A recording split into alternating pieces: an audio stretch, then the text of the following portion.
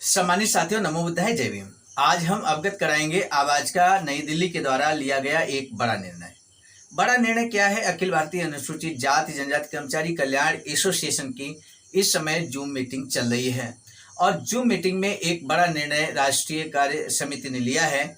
आबाजका की राष्ट्रीय कार्यकारिणी मिशन नायक बुद्धमित्र मुसाफिर सर राष्ट्रीय अध्यक्ष के नेतृत्व में यहाँ पर प्रस्ताव रखा जाता है और सभी राष्ट्रीय प्रांतीय जनपद के विभिन्न पदाधिकारी, आबाजका बीवी स्थिति रमा के पदाधिकारी जुड़े होते हैं और सभी अपनी सहमति देते हैं। आखिर वो कौन सा दिन है जो ऐतिहासिक दिन है?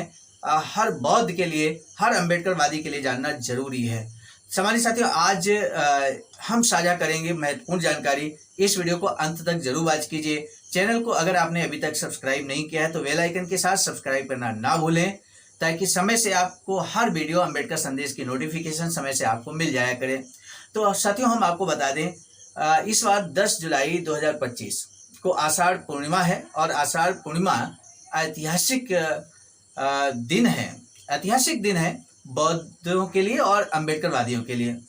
वो इतिहास का दिन हम आपको बता दें। आषाढ़ पूर्णिमा को गुरु पूर्णिमा के नाम से भी जाना जाता है, लेकिन सबसे महत्वपूर्ण घटना इस दिन घटी थी वो हम आपको बता दें धम्म चक्र प्रवर्तन, यानी कि धम्म चक्र प्रवर्तन दिवस के रूप में इस दिन को मनाया जाता है। हर बौद्ध के लिए ये उत्सव की भांति होता है। सम्मानित साथियों, आषाढ़ पूर्णिमा के दिन धम्म चक्र प्रवर्तन मनाया जाता है। महान घटना याद दिलाती है कि इसी दिन तथागत बुद्ध ने बोध गया से ज्ञान प्राप्त करने के बाद इसी दिन, यानी कि आषाढ़ पूर्णिमा के दिन तथागत बुद्ध ने अपना प्रथम उपदेश 5 परिव्राजकों को सारनाथ में दिया था। मेरे साथियों, ये महत्वपूर्ण घटना निश्चित तौर पर पूरे विश्व में सभी लोग इस बात को जानते हैं, परिचित हैं। सभी बौद्ध अनुयायी जानते हैं, अम्बेडकरवादी जानते हैं। इसे बौद्ध धम्म चक्र प्रवर्तन कहा जाता है इस दिन को, यानी कि जिस दिन तथागत बुद्ध ने अपना प्रथम उपदेश दिया था। ये 5 परिव्राजकों को, यानी कि ब्राह्मण परिव्राजकों को तथागत बुद्ध ने जो उपदेश दिया था, उस उपदेश में क्या बताया था, क्या जानकारी दी थी, तो वो जानना जरूरी है। तो इसमें हम आपको बता दें, तथागत बुद्ध ने इसी दिन 4 आर्य सत्य बताए थे और अष्टांगिक मार्ग और 10 पारमिताओं का जिक्र किया था। संक्षेप में हम इनका भी जिक्र करेंगे मेरे साथियों। आगे चलकर 1956 में 14 अक्टूबर 1956 में बाबा साहब ने बड़ा क्रांतिकारी आंदोलन करते हुए बौद्ध धर्म की दीक्षा ली थी 10 लाख लोगों के साथ में, जो कि एक बहुत बड़ा परिवर्तन था इस भारत देश के अंदर। उसी तरह की घटना ये ऐतिहासिक घटना थी। हालांकि बाबा साहब ने अशोका विजयदशमी के दिन ये कार्य किया था। ये दिन बुद्धिज्म के जन्म का दिन है, खुशियां मनाने का दिन है। ये उत्सव की भांति है, यानी कि इस दिन को हर बौद्ध अनुयायी, अम्बेडकर अनुयायी को उत्सव की भांति मनाना चाहिए।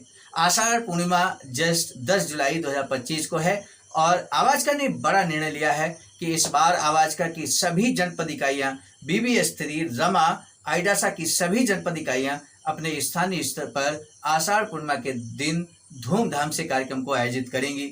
इस संबंध में जनपद वाराणसी ने एक पोस्टर भी जारी कर दिया है और उसी तरह के अन्य जिले भी पोस्टर लगातार जारी कर रहे हैं।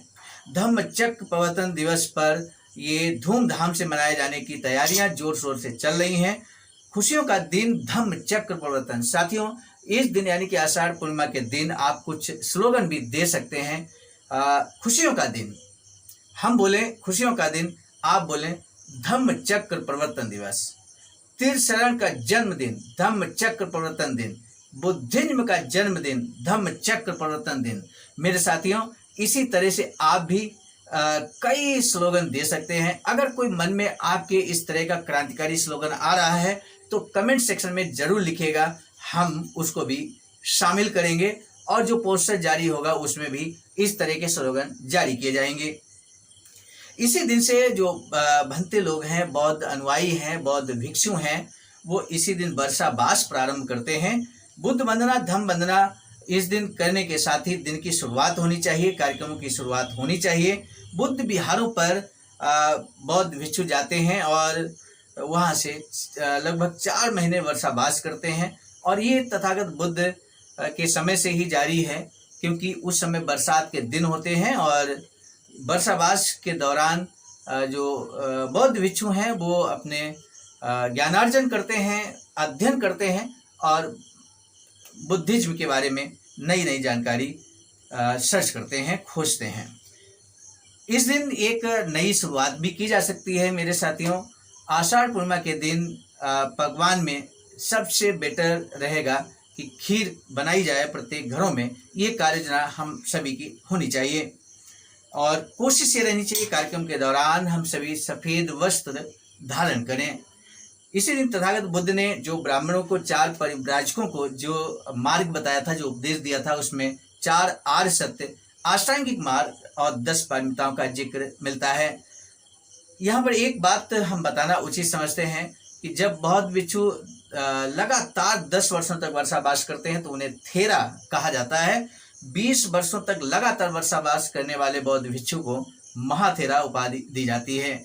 इसी तरह 30 वर्षों तक लगातार वर्षावास करने वाले भिक्षु को वदंत उपाधि दी जाती है। 4 आर्य सत्यों के बारे में तथागत बुद्ध कहते हैं कि दुख है, दुख के कारण है और दुख का निवारण भी है, दुख का निवारण का मार्ग भी है। दुख तथागत बुद्ध कहते हैं कि जब तक सृष्टि है दुख मनुष्य के साथ छाया बनकर चलेगा। दुख के कारण किसी वस्तु को स्वयं से पकड़ कर रखना जो क्षणभंगुर है, जो क्षणभंगुर है उसके साथ प्रेम स्नेह के साथ रहना, उस वस्तु को बहुत भावनात्मक रूप से आप पकड़ कर रखते हैं तो निश्चित है दुख आपके जीवन में दुख का कारण वो बनता है। जब वो चीज़ चूंकि क्षणभंगुर है, जो चीज़ आपके बीच नहीं रहती है तो दुख का कारण बनती है। दुख का निवारण कैसे किया जाए? मुक्ति के लिए विवेक जागना आवश्यक है। स्वयं को केंद्रित करो, जो आए चाहे दुख की सूचना हो या आनंद की परछाई हो, इसके बीच स्वयं को स्थिर रखो, दुख का निवारण हो जाएगा। दुख के निवारण का मार्ग के लिए दुख के बंधन टूटेंगे और परम सत्य की प्राप्ति होगी, लेकिन उसके लिए अष्टांगिक मार्ग जरूरी है। 8 अष्टांगिक मार्ग जो तथागत बुद्ध ने दिए हैं वो सम्यक ज्ञान, सम्यक विचार, सम्यक वाणी, सम्यक कर्म, सम्यक जीवन यापन, सम्यक चेतना और सम्यक एकाग्रता पर विशेष बल दिया है। मेरे साथियों, अखिल भारतीय अनुसूचित जाति जनजाति कर्मचारी कल्याण एसोसिएशन आवाज का नई दिल्ली के द्वारा ये निर्णय लिया गया। एक बार पुनः हम सूचित कर दें कि सभी जनपदों को आषाढ़ पूर्णिमा के दिन धम्म चक्र प्रवर्तन दिवस के उपलक्ष्य में धूमधाम से मनाया जाना सुनिश्चित करना है और ये सूचना जन जन तक पहुंचना चाहिए। प्रत्येक जनपद के अंबेडकर मिशनरी साथी तक पहुंचना चाहिए।